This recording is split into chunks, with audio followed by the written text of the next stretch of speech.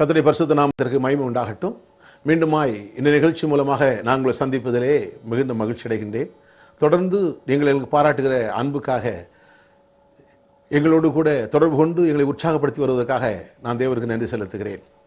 அருமையானவர்களே, அப்போஸ்தலனாகிய பவுல் ஜெபத்தை நான் உங்களுக்கு கடந்த 1.5 மாத காலமாக பேசிக் கொண்டிருக்கிறேன். எபேசியர் 1:17 கர்த்தராகிய இயேசு கிறிஸ்துவின் தேவனும் மகிமையின் பிதாவுமானவரே உம்மை அறிந்து கொள்வதற்கான ஞானத்தையும் தெளிவு அளிக்கிறாவே தர வேண்டும் என்றும் நீர் எங்களை அழைத்ததுனாலே எங்களுக்கு உண்டாயிருக்க நம்பிக்கை என்னதென்று நிறைய காரியம் இருக்குது. அதை தொடர்ந்து பேச போகிறோம்.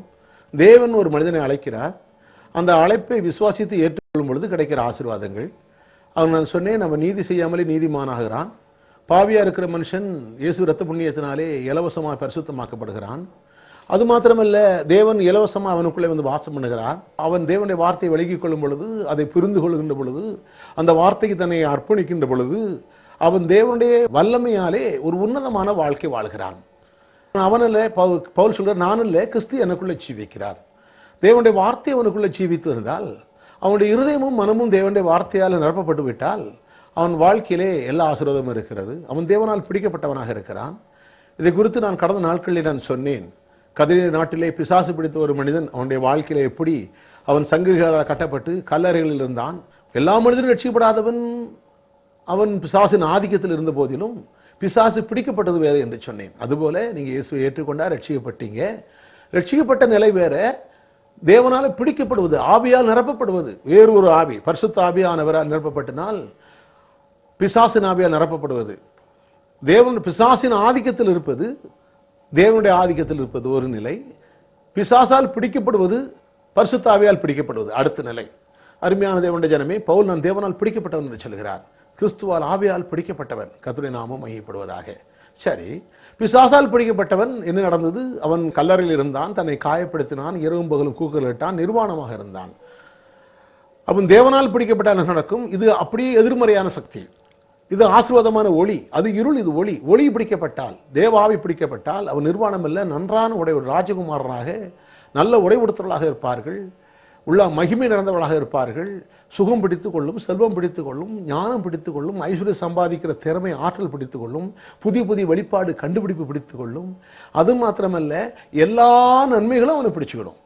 அதான் சொல்ல, அப்போ தேவனால் தேவனே என்னை பிடிச்சிடும், கண்ணை பிடிச்சிடும், கையை பிடிச்சிடும், காலை பிடிச்சிடும், வாழ்க்கையை பிடிச்சிடும், என்னை முழுவதும் பிடிக்கும். நீங்கள் விரும்பி ஆண்டரை அழைத்தால், மீனை கேட்டால் மீனை கொடுப்பார். இயேசுவே சொன்னால், தனது வேண்டி பொல்லாதவர்களாகி நீங்கள் உங்கள் பிள்ளைகளுக்கு நல்ல ஈவை கொடுக்கும்போது பரமபிதா தனது வேண்டிக் கொள்வர்களுக்கு பரிசுத்தாவை கொடுப்பது அதிக நிச்சயம் அல்லவா? அதிக நிச்சயம் அல்லவா? தேவன் உங்களை பிடித்தால் சுகம் பிடிப்பது நிச்சயம் அல்லவா? வெற்றி பிடிப்பது நிச்சயம் அல்லவா? சரி, கர்த்தர் நாமம் மையப்படுவதாக. நேற்று விட்டு அடுத்தது நாம் தொடர்வோம். இந்த நீதிமானுடைய ஆசீர்வாதத்தை இயேசு விசுவாசிக்கும் போது நமக்கு கிடைக்கிற ஆசீர்வாதம் நீதிமான். 2 கொரிந்தியர் 5:21 நாம் அவருக்குள் தேவ நீதியாகும்படிக்கு பாவமறியாத அவரை பாவமாக்கினார். அதாவது நாம் தேவ நீதியாகும்படிக்கு, நாம் நம்முடைய நீதியை பற்றி பேசலை. நாம் ஏதோ செஞ்சோம், நான் ஜெபம் பண்ணேன், உபாசம் பண்ணேன், பிரதிஷ்டை பண்ணேன், பொருத்தனை பண்ணினேன், அந்த நீதியை பற்றி இங்கே பேசலை. அது குப்பை. சில அதைத்தான் பேசிட்டு மேனு பாராட்டிட்டு இருந்தோம் ஒரு காலத்தில். அதெல்லாம் குப்பை. இப்போ இயேசு என்ன செஞ்சார், அந்த நீதியை பற்றி பேசுகிறோம், தேவ நீதி. அதுதான் 2 கொரிந்தியர் 5:21 நாம் அவருக்குள் தேவ நீதி ஆகும்படிக்கு பாவமறியாத இயேசுவை தேவன் பாவமாக்கினார். அது எப்படி பாவமாக்க முடியும்? இயேசுநாதர் பரிசுத்தர், அவருடைய பார்வையில் பாவம் இல்லை. பார்வை, பேச்சு, நடத்தை, சிந்தை, செயல் எல்லாத்திலையும் பரிசுத்தமாக இருந்தால் அவர் எப்படி பாவமாக முடியும்? கல்வாரி சிலுவையிலே முழு உலகத்தின் சாபத்தை தன் மேலே ஏற்றபோது முழு உலகத்தின் பாவங்களும் அவர் மேல் சுமத்தப்பட்டது. அது ஒரு அற்புதம், அது ஒரு அதிசயம். உலகத்திலே நடந்த பெரிய அதிசயங்கள் ஒன்று என்ன? பாவமறியாத இயேசு பாவமாக்கப்பட்டது அற்புதம். பாவம் செய்யாத இயேசு தேவனுடைய இயற்கைக்கு அப்பாற்பட்ட ஒரு வல்லமையினாலே பாவமாக்கப்பட்டது அற்புதம். அதுபோல நீதி செய்யாத நான், நீதினா என்னன்னு தெரியாத நான், நீதிக்கு எனக்கு சம்பந்தமே இல்லை, இயேசுகிட்ட வந்த ஒரே காரணத்தினாலே தேவனுடைய ஒரு அபார ஆற்றல் எனக்குள்ள ஏற்பட்டது. என்ன? நான் நீதி செய்யாமலேயே இயற்கைக்கு அப்பாற்பட்ட விதத்திலே நான் நீதிமான் ஆக்கப்பட்டேன். எப்படி இயேசு பாவம் செய்யாத ஒருவர் பாவம் ஆக்கப்பட்டது அற்புதமோ, அதுபோல நீதி செய்யாத நான் நீதிமானாய் ஆக்கப்பட்டது அற்புதம். நான் நீதி செய்யவில்லை, ஆனால் நீதிமான் ஆக்கப்பட்டேன். இயேசு பாவம் செய்யவில்லை, அவர் பாவி ஆக்கப்பட்டார், பாவம் ஆக்கப்பட்டார். 2 கொரிந்தியர் 5:21 அதைத்தான் சொல்கிறோம். நாம் தேவன் நீதி ஆகும்படிக்கு பாவமறியாத அவரை தேவன் பாவமாக்கினார். அப்படியானால் பாவமறியாத இயேசுவை தேவன் பாவமாக்க முடியுமானால், நீதி அறியாத என்னை இயேசு நீதிமான் ஆக்குறது நிச்சயம் என்று, அதுதான் சத்தியம். அப்போ அதனால தான் ரோமர் 5:1 வாசித்தோம், நாம் இப்படி ரத்தத்தினால நீதிமான் ஆக்கப்பட்டிருக்கிறபடியால் என்று சொன்னார். ஆகையினாலதான் அந்த தேவன் சமாதானம் பெற்றுக்கோ சொல்லிட்டு உபத்திரத்தை பத்தி பேசுகிறார். உபத்திரம் பொறுமையும், பொறுமை பரீட்சை உண்டாக்குறதா இருந்து உபத்திரங்களிலும் மேன்மை பாராட்டுகிறோம். இன்னைக்கு நிறைய நினைச்சுக்கிறாங்க உபத்திரத்தில் மேன்மை பாராட்டணும், கிறிஸ்தவ மார்க்கனாலே உபத்திர மார்க்கம், பாடுகளில் மார்க்கம், வேதனை நோ நோ நோ நோ வேதனையும் அதில் உபத்திரவங்களிலும் மேன்மை பாராட்டுறோம். உபத்திரம் வந்தோடனே உபத்திரம் குறிச்சு மேனு பாராட்டுறதில்லை. நான் முன்னால அதை நினைச்சு தப்பா விளங்கிட்டோடனே உபத்திரத்தை மேனு பாட்டேன், மேனு பாராட்டினேன். கத்தருக்காக நம்ம பாடுபடணுங்க, கத்தருக்காக அடிபடணுங்க, கத்தருக்காக ரத்த சிந்தனுங்க, கத்தருக்காக கஷ்டப்படணுங்க, கத்தருக்காக கண்ணீர் விடணுங்க, கத்தருக்காக செருப்பு தேய் நினைக்கணுங்க, காடானாலும் மேடானாலும் ரத்த சிந்தி கிடையாது. அறியாமல் இருந்தேன். உபத்திரங்களிலையும் மேனு பாராட்டுகிறோம். உபத்திரத்தில் மேனு பாராட்டணும் என்ன அர்த்தம்னா, எனக்கு பிசாசு உபத்திரத்தை கொடுக்குறான், என் விசுவாசத்துக்கு எடுக்கும்படியாக கொடுக்குறான், நான் வார்த்தையில உறுதியாக நிற்கிறேன். உபத்திரத்தை குறித்து மேனு பாராட்டல, உபத்திரத்தை குறித்து பெரும் பாராட்டல, உபத்திரவத்தில் கர்த்தருடைய வார்த்தை குறித்து மேனு பாராட்டுகிறேன். உபத்திரம் சொல்லும் போது என்ன சொல்லுகிறது? கர்த்தருக்கு ஸ்தோத்திரம். உபத்திரம் சொல்லுகிறது. உதாரணமா எனக்கு சில எதிரிகள் வந்து துன்பம் கொடுக்குறாங்க, நான் என்ன சொல்லுறேன்? கர்த்தருடைய வார்த்தை என்ன சொல்லுது? எனக்கு விரோதமாக எழும்புகிற எந்த ஆயுதமும் வாய்க்காது போகும். அந்த வார்த்தை குறித்து மேனு பாராட்டுகிறேன். அதான் சொல்றாரு, உபத்திரவங்களிலும் மேனே பாராட்டுகிறோம். மேலும் ரோமர் 5:5 என்ன வாசிக்கிறோம்? மேலும் நமக்கு அருளப்பட்ட பரிசுத்த ஆவியினாலே தேவ அன்பு நம்முடைய இருதயங்களில் ஊற்றப்பட்டிருக்கிறபடியால அந்த நம்பிக்கை வெட்கப்படுத்தாது. எந்த நம்பிக்கை? உபத்திரத்தில் மேனே பாராட்டிட்டு இருக்கிறேன். என்ன உபத்திரமோ? எனக்கு விரோதம் எழும்புற எந்த ஆயுதம் வாய்க்காது போகும். ஏன்னா தரித்திரம் இருக்கும்போது என்ன தரித்திரம்ங்கிற உபத்திரம், தரித்திரங்கிற உபத்திரவங்க, அது ஒரு சாபக்கேடு. அதில் இருக்கும்போது என்ன சொல்றது? என்னோட தேவன், நான் இப்போ இயேசுவை ஏற்றுக்கொண்டிருக்கிறேன், நான் தேவனுடைய பிள்ளையாக இருக்கிறேன், நான் உடன்படிக்கையில் வந்திருக்கிறேன், நான் கிறிஸ்து என்ற வேறொரு புருஷருக்கு சொந்தமாக இருக்கிறேன், நான் அந்நியன் அல்ல, பரதேசி அல்ல. எபேசியர் 2:18-19 நான் அந்நியனோ பரதேசியும் அல்ல, நான் தேவனுடைய வீட்டான். தேவனுடைய வீடு குறைவுள்ள வீடு இல்லை, அது நிறைவானது. இப்போது எனக்கு தரித்திரங்கிற உபத்திரம் இருக்கிறது. நான் கர்த்தருடைய வார்த்தை குறித்து மேலே பாராட்டுகிறேன். ஏனென்றால் என்னோட தேவன் தன்னுடைய ஐஸ்வர்யத்திலிருந்து அவர் என் தகப்பனா இருக்கிறபடியால் என் குறைவெல்லாம் நிறைவாக்குவார். இந்த உபத்திரம் என்ன செய்யும்? என் குறைவை நிறைவாக்குவார், நிறைவாக்குவார், நிறைவாக்குவார் என்று உபத்திரவத்தில் கர்த்தருடைய வார்த்தை குறித்து மேலே பாராட்டி கொண்டே இருக்கிறேன்.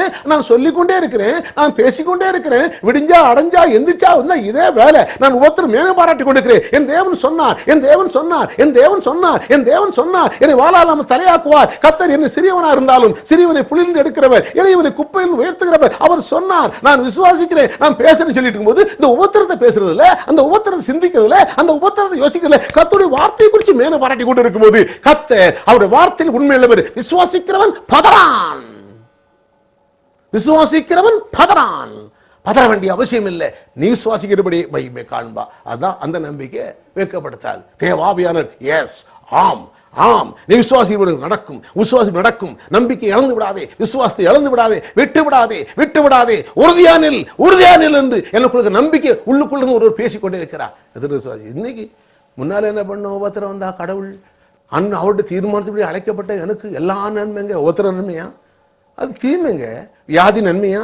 இயேசுவின் நாமத்தை எதிர்த்து நிற்பேன். கர்த்தருடைய நாமம் நீதிமான் கொடுக்கப்பட்ட அதிகாரம். சங்கீதம் 8:2 என்ன வாசிக்கிறேன் தெரியுமா? பகைஞனையும் பலிகாரனையும் அடக்கி போட தேவரின் சத்துருக்கள் நிமித்தம் குழந்தைகள் பாலகர் வாயிலை பலன் உண்டு பண்ணினேன். பகைஞன் யார்? பலிகாரன் யார்? பிசாசின் கிரியைகள். அப்போ பிசாசின் கிரியைகளை அடக்கி போடுவதற்கு, அது செயலற்றதாக்குவதற்கு, வாழ்க்கையில் வரக்கூடிய தீமைகள் அத்தனையும் பிசாசு வருகிறது.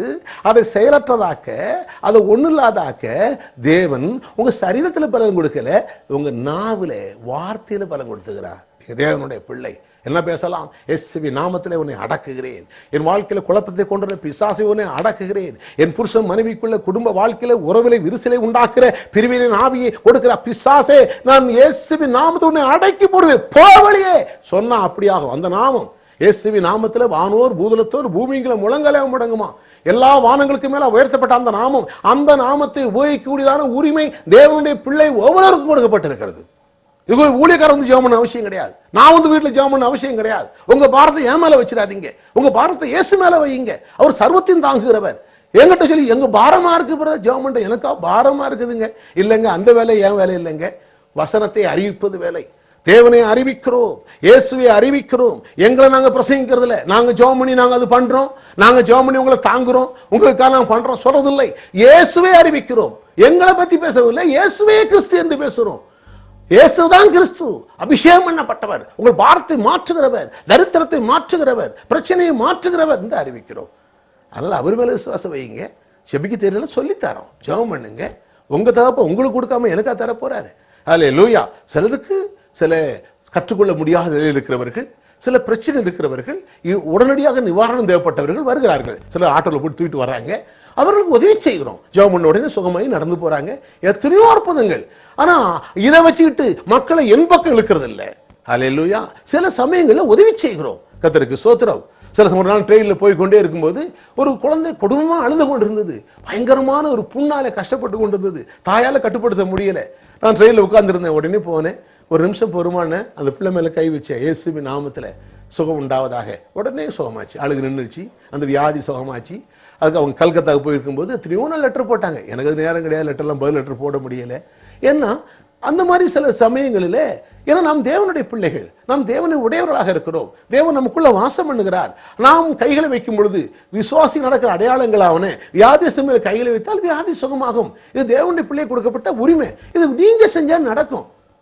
அதை விசுவாசிக்கல, இந்த வார்த்தை விளங்கிக்கிட்டா எல்லா ஆசீர்வாதமும் இருக்கும். ஆனா இந்த மெத்தடே வச்சு எல்லாருக்கும் நான் கை வச்சு சுகம், எல்லா என்கிட்ட நான் கை வைக்கிறேன், எல்லா கை வைக்கிறேன், எங்க ஓடிவா ஓடிவா, அது இல்லை. கிறிஸ்துவை நடத்துகிறோம். இயேசுவை பாருங்கள். ஹல்லேலூயா. கர்த்தருக்கு ஸ்தோத்திரம். அதான் சொன்னாரு, உயர்த்தப்பட்ட இயேசுவை உயர்த்தி கொண்டிருக்கிறோம்.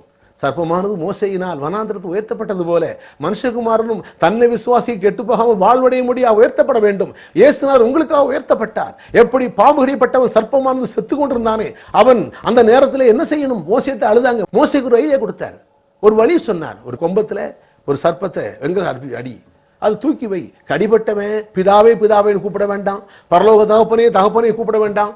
என்ன காரணம்? இன்னும் அநேகர் தேவனை விட்டு இயேசு விட்டு வேறு வழியில தேவனே, அந்த தேவனே, இந்த தேவனே எனக்கு தாரு. உண்மைதான். ஆனாலும் தேவன் காட்டின அந்த ப்ராசஸ் ஒன்று இருக்குது. தேவன் இரக்கத்தின் அடிப்படையில் சிலருக்கு உதவி செய்கிறார், இல்லை என்று நான் சொல்லவில்லை. அவர் நன்றி கற்றவர்களுக்கு துரோகிக்கு நன்மை செய்கிறார். ஆனாலும் சிறப்பான மெத்தடை நான் சொல்லுகிறேன். நம்முடைய தேவன் அன்பாகவே இருக்கிறார். அவர் நல்லோர் மேலும் தீயோர் மேலும் மலையை வருஷிக்க பண்ணுகிறார். ஒருவேளை நீங்க கூப்பிட்டா, எல்லாமல்ல இறைவா வானத்தையும் பூமி உண்டாக்குனவரை கூப்பிட்டா உதவி செய்கிறார். ஆனாலும் தேவன் ஒரு சிறந்த வழியை கொண்டாக்கினார். மோசைக்கு அந்த சர்ப்பத்தை உயர்த்தி அதிலே கடிப்பட்டவன், பாம்பு கடிப்பட்டவன் என்ன பண்ணணும்? இது ஏற்கனவே நான் சொன்னேன். சிலருக்கு திருப்பி சொல்ல வேண்டியதா இருக்குது. பாம்பு கடிப்பட்டவன் எவ்வளவு கடிப்பட்டுச்சுன்னு பார்க்க வேண்டியதில்லை, எவ்வளவு கடியை பத்தி பேச வேண்டியதில்லை, எவ்வளவு ரத்தம் போகுதுன்னு பேச வேண்டியதில்லை, எவ்வளவு விஷம் போகுதுன்னு பேச வேண்டியதில்லை. அந்த கடிப்பட்ட உடனே மோசைட்டு ஓட வேண்டியதில்லை, ஆரோக்கிட்ட ஓட வேண்டியதில்லை, எந்த மனுஷட்டு ஓட வேண்டியதில்லை. அவன் மோசைக்கு மக்களை தன் பக்கமா இருக்கிற வேலை இல்லை, ஒரு சர்ப்பத்தை அதை பார்க்க வேண்டும். எத்தனை விசுவாசி? ஒரு ஊழியக்காரனாகி நான் உங்களை என் பக்கம் இழுப்பதில்லை, நான் உயர்த்தப்பட்ட இயேசுவை பார்க்கும்படியாக உங்களுக்கு புத்தி சொல்லுகிறேன். கர்த்தருக்கு நாமம் மையப்படுவதாக. விசுவாசிக்கிறீங்களா?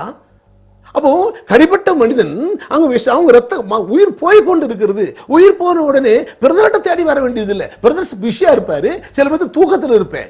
சில போன் பண்றீங்க, பரவாயில்ல, அவன் உடனே ஜெர்மன் உடனே 2 மணி நேரத்தை சோமாச்சுங்கிறீங்க. உடனே எத்தனையோ பேர் சாட்சி சொன்னேன். நடக்க முடியாத கால்கள் 2 ஹவர்ல சரியா போச்சு சொன்னீங்க. பிரிந்து போன குடும்பங்கள் 1 மணி நேரத்தில் சுகமாச்சுன்னு சில போன்ல பேசி இருக்கட்டும். அது அல்ல, நீங்கள் ஜெபம் பண்ணுங்க, உங்க தகப்பட்ட ஜெபம் பண்ணுங்க. அவர் உங்களுக்கு அந்நியர் அல்ல, உங்களுக்கு நான் மறிக்கவில்லை, இயேசு மறித்திருக்கிறார். எத்தனை நம்புறீங்க?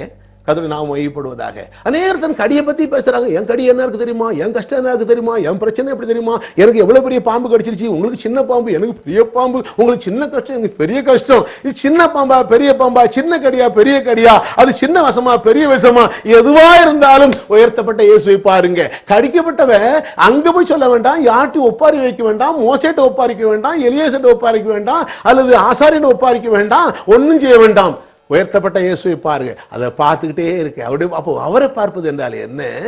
இயேசுவையும் அவர் சொன்ன வார்த்தையும் கவனித்து கொண்டே இருந்தால், அதையே பார்த்து கொண்டே இருந்தால், அந்த வார்த்தையில இதயத்தை விசுவாசித்து மனதில் வைத்து அதையே சிந்தித்து கொண்டிருந்தால் வாழ்க்கையில சாபம் என்ற விஷம் போய்விடும், தரித்திரம் என்ற விஷம் போய்விடும், இல்லாமை என்ற விஷம் போய்விடும், தோல்வி என்ற விஷம் போய்விடும், பிரிவினை என்ற விஷம் போய்விடும், கசப்பு என்ற விஷம் போய்விடும், கண்ணீர் என்ற விஷம் போய்விடும். ஆனால் தான் வசனத்தை கேட்கிறவர்கள் பாக்கியவான்கள். இயேசு அதான் சொன்னார். கூட்டத்திலே இயேசு பிரசங்கம் பண்ணி கொண்டிருக்கும் போது ஒரு பெண் சொல்கிறார், உண்மை சுமந்த கர்ப்பமும் நீர் பாலுண்ட மார்பும் பாக்கியம் பெற்றது. இயேசு என்ன சொன்னார்?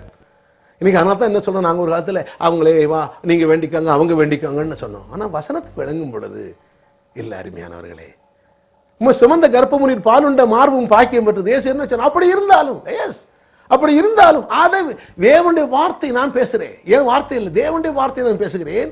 தேவனுடைய வார்த்தையை கேட்டு அதை இருதயத்தில் காத்துக்கொள்கிறவர்கள் அதை விட பாக்கியவான்கள், இயேசு பெற்ற தாயை விட பாக்கியவான்கள். எத்தனை விசுவாசிக்கிறீங்க? அப்போ வேத வசனம் ஒரு மனிதனை பாக்கியவனாக்குறது, தரித்திரனை ஐஸ்வர்யவான் என்ற பாக்கியமாக மாற்றுகிறது, குறைவுள்ளவனை நிறைவுள்ளவன் என்ற பாக்கியனாக மாற்றுகிறது. பிரச்சனை என்ன? ஒன்றும் வசனத்தை கேட்க விடுறது பிசாசு, வசனத்தை கேட்ட உடனே எடுத்துட்டு போயிடுது, இல்ல வசனம் வந்த உடனே நெருக்கத்தை கொண்டு வர்றான், இல்ல பல பிரச்சனை வருகிறது, பல விதத்துல இன்னும் சத்தியம் கேட்க முடியாத எப்படி பண்ணுற. அருமையானவர்களே, அநேகர் தொடர்ந்து பார்க்கிறீர்கள், நீங்கள் பாக்கியவான்கள். உங்க வாழ்க்கை ஒரு திருப்பு முனையாக இருக்கிறது. நீங்க வெகு சீக்கிரத்திலே எல்லா நிறைவும் பெற்று வாழ்வீர்கள். இருந்தால் இந்த வார்த்தையை நீங்கள் கேட்கிறபடியால் நீங்கள் பாக்கியவான்கள். இந்த வேதவசனம் உங்களை பாக்கியவானாக மாற்றுகிறது. கர்த்தருக்கு ஸ்தோத்திரம். அருமையானவர்களே, சில காரியங்கள் நான் சொல்லித் தருகிறேன், கர்த்தருடைய நாமம் மையப்படுவதாக. ரோமர்ல என்ன வாசித்தோம்? நாம் சகலமும் அன்றியும் அவருடைய தீர்மானத்தின்படி கடந்த 2 நாட்களாக பேசிக் கொண்டிருக்கிறேன். ரோமர் 8:28, அவருடைய தீர்மானத்தின்படி அழைக்கப்பட்டவர்களால் தேவனுடைய அன்பு கூறுவர்களுக்கு சகலமும் நன்மைக்கு ஏதுவாக நடக்கிறது என்று அறிந்திருக்கிறோம் சொல்லிட்டு என்ன சொல்றாரு? 30ஆம் வசனம், தேவன் எவர்களை முன்குறித்தாரோ அவர்களை அழைத்திருக்கிறார். சொல்லுங்க, நான் தேவனால் முன்குறிக்கப்பட்டவன், நான் தேவனால் அழைக்கப்பட்டவன். அப்ப தேவன் என்னை அழைத்திருக்கிறார், என்னை ஆசீர்வதிக்கிறார், நான் பெருகச் செய்வார், என் வாழ்க்கையில் ஆறுதல் செய்வார், என் வாழ்க்கை வனாந்தர ஏதேனாக மாறும். சொல்லுங்க, வனாந்தர ஏதேனாக மாறும், அவாந்தரவெளி கர்த்தரின் தோட்டத்தை போல ஆகும். தேவன் அப்படி செய்வதனாலே சந்தோஷம், சொல்லுங்க சந்தோஷம், மகிழ்ச்சி, துதி, கீத சத்தம் எனக்கு உண்டாயிருக்கும். துன்பம், துயரம், முறுமுறுப்பு, கூக்குரல் எனக்கு வராது. சந்தோஷம், சொல்லுங்க சந்தோஷம், மகிழ்ச்சி, துதி, கீத சத்தம் எனக்கு உண்டாயிருக்கும். ஆமென். ஏசாயா 52:2-3 வசனங்களை உங்களுக்கு சொன்னேன். கர்த்தரா, உங்கள் தகப்பனாய் ஆபிரகாமை உன்னை பெற்ற சாராளை நோக்கி பாருங்கள், அவன் ஒருவனாயிருக்கு, நான் அவனை அழைத்தேன், நான் அவனை ஆசீர்வதித்தேன், நான் அவனை பெருகச் செய்தேன். கர்த்தர் சீயோனுக்கு ஆறுதல் செய்வார், அதை வனாந்திரத்தை ஏதேனை போல் ஆக்குவார், அதை அவாந்தரவெளி கர்த்தரின் தோட்டத்தை போல் ஆக்குவார். சந்தோஷம், மகிழ்ச்சி, துதி, கீத சத்தம் உண்டாயிருக்குமா. இதுதான் தேவன் நினைச்சது கிடைக்கிற ஆசீர்வாதம். சில கொஞ்சம் ஆசீர்வாதம், கொஞ்சம் சாபம் கிடையவே கிடையாதுங்க. தேவன்கிட்ட எப்பவுமே ஆசீர்வாதம் தான். தேவன் ஒளியா இருக்கிற அவர்கிட்ட கொஞ்சோட இருள் கிடையாதுங்க. இப்போ இருள் பிசாசு கொண்டு வரான், அது தேவன் கொடுக்கறது இல்லை. கர்த்தருடைய நாமம் மையப்படுவதாக. கர்த்தருக்கு ஸ்தோத்திரம். அது ஆசீர்வாதம் தான், அதைத்தான் பேசிட்டு இருக்கிறோம். எல்லா பகுதியிலும் ஆசீர்வாதம், எல்லா நிலையிலும் ஆசீர்வாதம். இன்னும் தொடர்ந்து நாங்கள் பார்க்க போறோம். கர்த்தருடைய நாமம் மையப்படுவதாக. இங்க என்ன வாசிக்கிறோம்? அப்போ தேவன் அவளை முன் அறிந்தாரோ, முன் குறித்தாரோ அவர்களை அழைத்திருக்கிறார். எத்தனை விசுவாசிக்கிறீங்க? தேவனால. அப்போ கலிலே கடற்கரை ஓரத்தில் மீன் பிடிக்கிற மனுஷனை பார்த்து இயேசு அழைச்சாருன்னா உண்மையிலே இயேசு அழைக்கலைங்க, பிதா சொல்லி அழைச்சாராம். ஏன்னா இயேசுவே சொல்றாரு, நான் பேச வேண்டியது என்னதென்றும், நான் உபதேசிக்க வேண்டியது என்னதும், நான் செய்ய வேண்டியது இன்னதென்றும், என் பிதா எனக்கு என்ன சொன்னாலும் அதான் செய்கிறேன், நான் சொந்தமாக எதுவும் செய்யலை அப்படின்னாரு. அப்போ பிதா சொன்னார், இந்த மீன் பிடிக்கிறவங்க கூப்பிடு அப்படின்னாரு. நம்புறீங்களா? அதனால தான் நான் என் பிரசங்கத்துக்கிட்ட எத்தனையோ ரட்சிக்கப்பட்டாங்க. நான் சொல்லுவேன், நீ தேவனுடைய சொத்து, நீ ஆடு இல்லை, நான் பட்டா போடவோ கொட்டா பண்ணக்கூடாது. சில இன்னைக்கு பார்த்தீங்கன்னா ஒரு நண்பர் எனக்கு இருக்கும், அவர் சொல்றாரு, ஏன் விசுவாசி, ஏன் ஆத்துமா, ஏன் ஆடு கிடையாதுங்க, இது அரசாங்க சொத்துங்க. ஒவ்வொரு விசுவாசியும் தேவனுடைய சொத்து, தேவன் சுய ரத்தத்தினால் சம்பாதிச்சது. நீங்க வசனம் பேசுனீங்க, தேவன் அந்த வார்த்தையில ஜீவனுள்ள வார்த்தையை கொண்டு வார்த்தை ரட்சித்தது. அதனால ஒரு விசுவாசிங்கிறது அரசாங்க சொத்து, அது தேவனுடைய சொத்து. அதுல கொட்டா போடக்கூடாது, பட்டா பண்ணக்கூடாது. அதில் சில பட்டா பண்ண, எங்க ஆடு, எங்க என் பொழைச்சேன்னு கேட்கணும், கிடையவே கிடையாதுங்க. நான் தேவனுடைய வார்த்தையை போதிக்கிறேன், உங்களுக்குள்ள அபிஷேகம் இருக்கிறது. தேவனால் நீங்கள் முன்னறியப்பட்டவர்கள், தேவனால் முன்குறிக்கப்பட்டவர்கள், நீங்கள் நீதிமான்கள், அழைப்பை ஏற்றுக்கொண்டபடியால் நீதிமான்கள், நீங்கள் பரிசுத்தவான்கள், நீங்கள் குற்றமற்றவர்கள். ஆகையினாலே உங்களுக்குள்ள அபிஷேகம் போதிக்கும். நான் சொல்வதுன்னா இப்போ என்ன சொல்றாரு? தேவனர்களை முன்குறித்தாரோ அவர்களை அழைத்திருக்கிறார், இவர்களை அழைத்தாரோ அவர்களை நீதிமான்களை ஆக்கியும் இருக்கிறார். நீதிமான் ஆகலை, நான் சொன்னேன், நீதிமான்கள் ஆக்கப்படுகிறோம். அது ஒரு அற்புதம், இயற்கைக்கு அப்பாற்பட்ட அற்புதம். நீங்கள் நீதிமானாகிற அற்புதம். அப்படியானால் நீதிமானாக்குனபடினாலே நீதிமானுக்கு உண்டான அத்தனை ஆசீர்வாதம் உங்களுக்கு உண்டு. அதை விளங்கிக்கிட்டா போதும், விளங்கிக்கிட்டு விசுவாசிக்கணும், அதை இதயத்தில் வச்சு வாயில பேசணும், அவ்வளவுதான். அதுக்கு விரோதமா பேசாம இருக்கணும், அதுக்கு விரோதமா சிந்தியாம இருக்கணும், அதான், வேற ஒண்ணுமே இல்லை. அநேகர் என்ன பண்றாங்க, இருதயத்தில் ஆண்டவரை ஏற்றுக்கிட்டாங்க, மனம் சரியில்லை, மனசுல புறம் பிரச்சனையே பேசிட்டு இருக்கிறாங்க, அதையே சிந்திக்கிறாங்க. அதனால தான் ஆண்டவர் சொல்றாரு, முழு இருதயத்தோடும் முழு மனதோடும். இந்த இருதயத்தை வச்சுட்டு மனசு சரியில்லைன்னா அவுட்டு. நிறைய பேர் என்ன பண்ண, இருதயத்தில் கர்த்தரை விசுவாசிக்கிறாங்க, ஆனால் மனம் எல்லாம் பிரச்சனை நிறைஞ்சு கிடக்குது, அதனால ஒன்றும் விலகல. அதாவது மனசை மாற்றணும், அதுதான வசனம் சொல்லி கொடுத்துட்டு இருக்கிறேன். தேவனுடைய வார்த்தை சொல்கிறது இல்லை, நான் வாழ இல்லாமல் தலையா இருப்பேன், நான் கீழே எல்லாம் மேலே இருப்பேன், கர்த்தர் என்னோடு இருக்கிறார், கர்த்தர் என் மேல் இருக்கிறார். எபேசியர் 4:6 என்ன சொல்கிறது? கர்த்தர் என் மேல் இருக்கிறார், கர்த்தர் என்னோடு இருக்கிறார், எனக்குள்ள இருக்கிறார். கொலோசியர் 1:27 சொல்லுது, கிறிஸ்துவானவர் மகிமை நம்பிக்கையாக எனக்குள் வாசம் பண்ணி கொண்டிருக்கிறார். 1 கொரிந்தியர் 3:16 என்ன சொல்லுது? நான் தேவனுடைய ஆலயமாக இருக்கிறேன், நான் தேவனை சுமந்து கொண்டிருக்கிறேன், தேவனே உமக்கு ஸ்தோத்திரம், நானே ஆலயம். இந்த ஆலயத்தில் தான் ஆகாரம் இருக்கணும், என் வீட்டில் ஆகாரம் இருக்கணும், என் வீட்டில் குறைவு இருக்கக்கூடாது. ஒரு காலத்தில் கோயில் இருந்து இப்போ கோயிலை விட்டு வெளியே வந்துட்டீர், இப்போ எனக்குள்ள இருக்கிறீர். அன்னைக்கு கோயிலை கொண்டு கொட்டணும், இப்போ என் குடும்பத்தை நான் பார்க்கணும், நான் நல்லா இருக்கணும், நான் சாப்பிட்டு திருப்தியா இருக்கணும், என் பணத்தை கொண்டு ஆத்துமால ஆதாயப்படுத்தணும். ஆகையினால நான் ஐஸ்வர்யத்தை சுதந்திரிப்பேன், தேவன் ராஜ்யத்தை கட்டுவதற்காக சுதந்திரிப்பேன். எத்தனை விசுவாசிக்கிறீங்க? ஆமென். Praise the lord. அப்போ தேவர்களை முன்குறித்தார், அவர்களை அழைத்தார், எவர்களை அழைத்தார் நீதிமான்களை ஆக்கி இருக்கிறார். எவர்களை நீதிமான்களை ஆக்கி இருக்கிறாரோ அவர்களை மகிமைப்படுத்தி இருக்கிறார். அதான் முக்கியம். மகிமை. மகிமை என்ன? ஏதன் சொல்லுது, நான் உண்டு பண்ணின எல்லா சாதிகளை பார்க்கணும் புகழ்ச்சியிலும் கீர்த்தியிலும் மகிமையும் சிறந்திருக்க பண்ணு. ஒரு மனிதனுடைய வாழ்க்கையை சிறப்பாக்குறதா மகிமை. அதானே மகிமை. தரித்திரமாக்குறது மகிமையா? வியாதி சுகமாக்குனா தேவன் மகிமைப்பட்டார். குருடனுக்கு பார்வை அடைச்சா தேவன் மகிமைப்பட்டார். உங்க வாழ்க்கையில எல்லா கூட்டத்திலும் விடுதலை ஆகி எல்லா பிரச்சனையும் விடுதலை ஆகினா தேவன் மகிமைப்படுகிறார். தேவனுடைய ஜனமே, தேவனுடைய பிள்ளையே, நீ தேவன் உங்களை முன்னறிந்திருக்கிறார். விசுவாசிங்க. அடிமைத்தனத்தின் வெளியே வாருங்க. சொல்லுங்க, நான் அடிமைகள் அல்ல, நான் தேவனுடைய பிள்ளை, நான் தேவனால் முன்னறியப்பட்டவன். சொல்லுங்க, முன்னறியப்பட்டவன், நான் முன்குறிக்கப்பட்டவன், தேவனால் அழைக்கப்பட்டவன். சொல்லுங்க, நான் தேவ ரத்தத்தால் மீட்கப்பட்டவன். நான் அடிமை அல்ல, ஒரு மனிதனுக்கு அடிமை இல்லை. பேசுற உமக்கு நான் அடிமை இல்லை. சொல்லுங்க, என்ன பார்த்து சொல்லுங்க, பேசுற உமக்கு அடிமை இல்லை. நான் தேவனுடைய வார்த்தையை விசுவாசிக்கிறேன், நான் அடிமை அல்ல, நான் சுதந்திரவாளி, நான் தேவனுடைய பிள்ளை, ஆசீர்வாதம் எனக்குரியது. நான் தேவன் என்னை மகிமைப்படுத்துவார். தேவன் என்னை மகிமைப்படுத்தி இருக்கிறார். இயேசுவின் நாமத்திலே என் குடும்பம் மகிமையாக நிலையில் இருக்கும், என் வாழ்க்கை மகிமையாக இருக்கும், எனக்கு புதிய திட்டங்கள் இருக்கும். இயேசுவின் நாமத்திலே என் தொழிலை விருத்தி அடைவேன், என் படிப்பை நான் வெற்றி அடைவேன், நான் நம்பர் 1 மாறுவேன். இயேசுவின் நாமத்திலே சொல்லுங்க, நாளுக்கு நாள் நான் விருத்தி அடைவேன், நான் மேலுக்கு மேல் விருத்தி அடைவேன். தேவன் என்னை அழைத்தார், நான் நீதிமான், எனக்கு மகிமை எனக்கு சொந்தம். நான் மண் அல்ல, நான் கழுதை அல்ல, நான் குப்பை அல்ல, நான் தூசி அல்ல, நான் தேவனுடைய பிள்ளை, நான் தேவபுத்திரன், நான் சுதந்திரவாளி, நான் மகிமையான வாழ்க்கை வாழக்கூடியவன். மகிமை எனக்குரியது, ஆசீர்வாதம் எனக்குரியது, நல்வாழ்வு எனக்குரியது. பரலோக பிதாவே, என்னுடைய ரத்தத்தினால் என்னை மீட்டதுக்காய் ஸ்தோத்திரம். நான் விலையேறப்பட்டவனாக என்னை மாற்றினபடியால் உமக்கு ஸ்தோத்திரம். என்னை ராஜாக்களாக ஆசாரியனாக என்னை மாற்றினபடியால் உமக்கு ஸ்தோத்திரம். ஆண்டவரே, எல்லா தாழ்வு மனப்பான்மையும், எல்லா தோல்வி மனப்பான்மையும், எல்லா விதமான ஆண்டவரே பிற்போக்கான எண்ணங்களும் நசரேயனாகிய இயேசு கிறிஸ்து நாமத்தில் நீங்குவதாக. இயேசுவின் நாமத்தில் சொல்லுங்க. நன்றி பிதாவே. அதற்கு விசுவாசிக்கிறீங்க, நீங்கள் நீதிமான்கள். நாளைக்கு இன்னும் உங்களுக்கு நீதிமானுக்கு இருக்கிற ஆசீர்வாதத்தை சொல்ல போறேன்.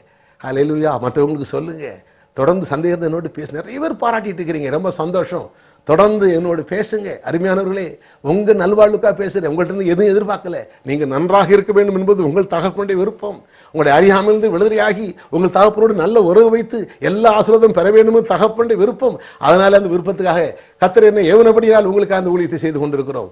நாளை சந்திப்போமா? அதற்கு முன்பாக சின்ன ஜெபம் பண்ணுறேன். பிதாவே, நன்றியோடு நாங்கள் ஸ்தோத்திரிக்கிறோம்.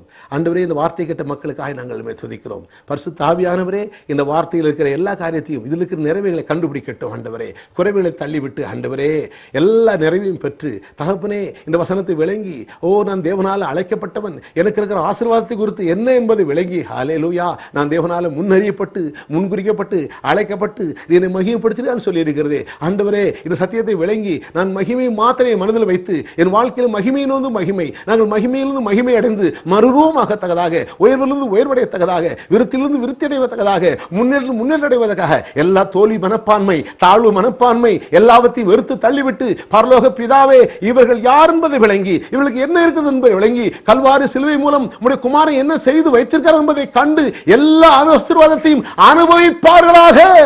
ஆவியானவர் கண்களை திறப்பீராக, கண்களை திறப்பீராக.